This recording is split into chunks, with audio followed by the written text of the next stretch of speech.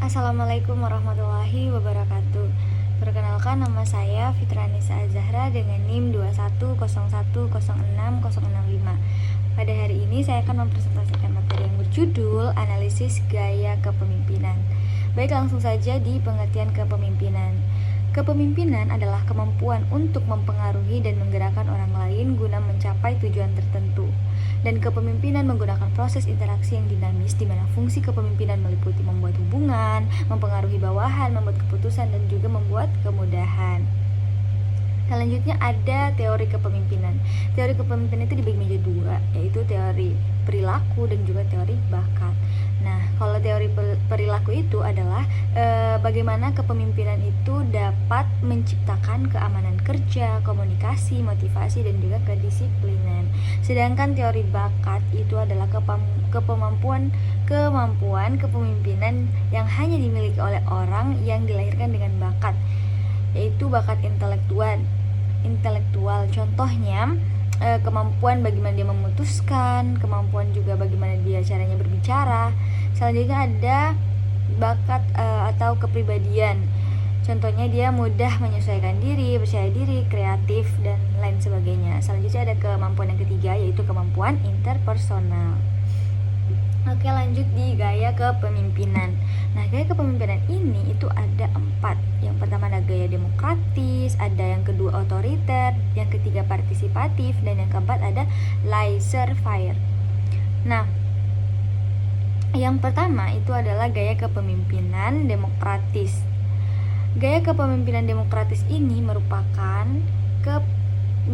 kepemimpinan berdasarkan demokrasi.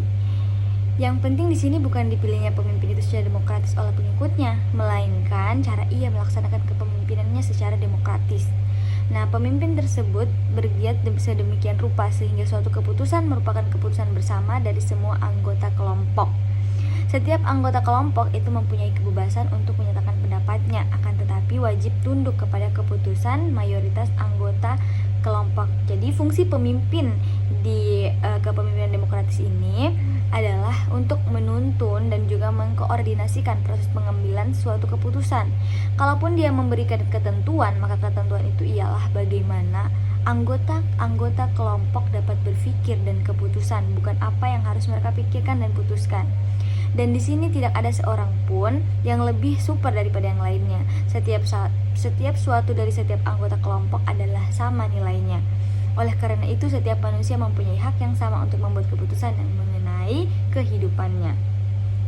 Dan juga dalam kepemimpinan demokratis ini ada keuntungan dan juga ada yang namanya kerugian. Nah, salah satunya keuntungannya atau kelebihannya lebih memperhatikan bawahan untuk mencapai tujuan organisasi. Sedangkan kelemahan atau kekurangannya adalah proses pengambilan keputusan akan makan waktu yang lebih lama atau lebih lambat. Selanjutnya ada gaya kepemimpinan yang kedua, yaitu gaya kepemimpinan otoriter atau gaya kepemimpinan autokratis. Nah, kepemimpinan otoriter ini adalah kepemimpinan yang berdasarkan kekuasaan mutlak. Jadi segala keputusan itu berada di satu tangan, yakni pemimpin otoriter itu yang dianggap oleh orang lain dan yang menganggap dirinya itu lebih mengetahui daripada orang lain. Setiap keputusannya juga itu dianggap sah dan pengikut-pengikutnya itu menerima tanpa pertanyaan. Pemimpin otoriter ini akan mengambil keputusan sendiri.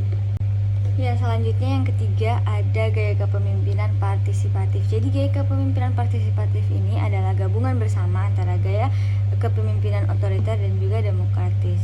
Jadi gaya kepemimpinan partisipatif itu adalah dengan cara mengajukan masalah dan mengusulkan tindakan pemecahannya, kemudian mengundang kritikan, usul, dan saran bawahan.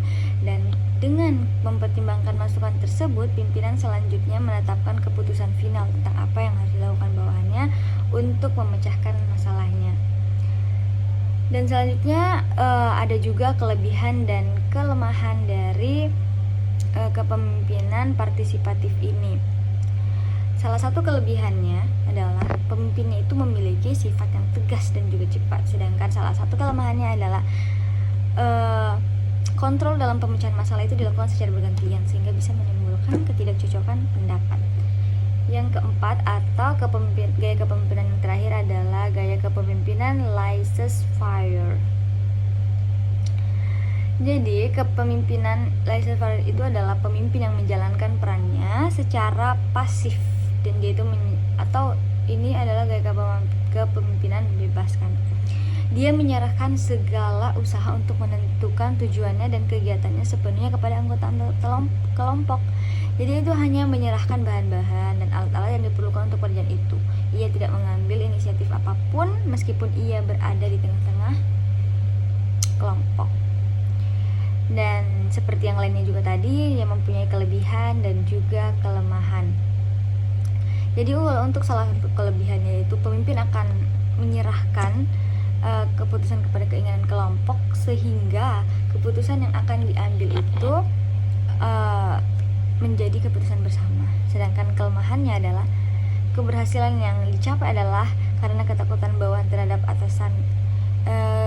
Kelemahannya itu, maksud saya adalah, maaf saya ralat, itu tidak mampu melakukan koordinasi dan pengawasan yang baik, dan juga tidak mempunyai wibawa sehingga tidak ditakuti dan disegani oleh bawahan, karena keputusan itu diambil oleh bawahan. Oke, jadi kalau untuk kesimpulan atau berdasarkan hasil analisa gaya kepemimpinan keempat gaya kepemimpinan tersebut, menurut saya kepemimpinan yang paling baik adalah kepemimpinan demokratis. Kenapa? Karena dalam kepemimpinan demokratis itu pemimpin berpartisipasi dan juga berinteraksi dengan para anggota kelompoknya. Pemimpin berinisiatif, tetapi dalam pelaksanaannya mengikutsertakan para anggotanya untuk bersama-sama membahasnya terlebih dahulu. Keputusan yang dihasilkan dengan cara demikian akan menyebabkan setiap anggota kelompok merasa dihargai, bertanggung jawab atas keputusan tersebut, dan bersedia melaksanakan sepenuh hati. Tapi sebenarnya kalau mau ditanya, yang paling efektif dari keempat gaya kepemimpinan tersebut adalah itu tergantung situasi dan kondisi. Kalau misalnya dalam keadaan darurat, keadaan kritis, menghadapi bencana seperti kebakaran dan demonstrasi, itu yang paling baik adalah kepemimpinan otoriter. Karena itu kan keputusannya dapat diambil cepat oleh pemimpinnya. Akan tetapi bila keadaan sudah normal kembali, kepemimpinan seperti otoriter itu harus kembali ke kepemimpinan yang demokratis agar dapat menjalankan situasi dengan baik. Oke, baik, itulah materi tentang analisis gaya kepemimpinan. Sekian saya ucapkan, terima kasih. Wassalamualaikum warahmatullahi wabarakatuh.